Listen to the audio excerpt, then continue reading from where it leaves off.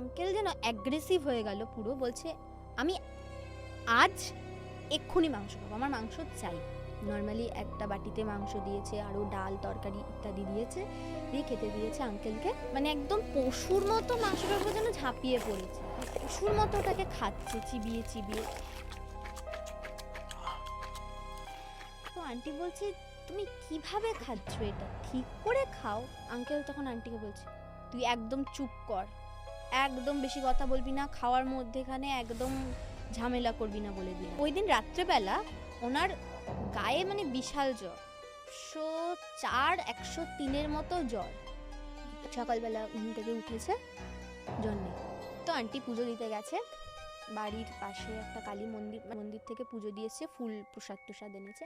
আঙ্কেলের মাথায় ফুলটা ছোঁয়াতে যাবে, আঙ্কেল কি করেছে, ফুলটা না ছোঁয়ানোর আগে হাত থেকে এরকম ছিনিয়ে নিয়েছে, মাটিতে ফেলেছে, পাটা ফুলের ওপর রেখে ফুলটাকে পুরো ডলে দিল। যে মানুষটা কখনো মানে ঠাকুর দেবতার প্রতি যার ভক্তি মানে একেবারে অপার, এটা সে কখনো করতেই পারে না। বলছে তোরা কিচ্ছু করতে পারবি না, ওরে আমি এখান থেকে নিয়ে যাবো।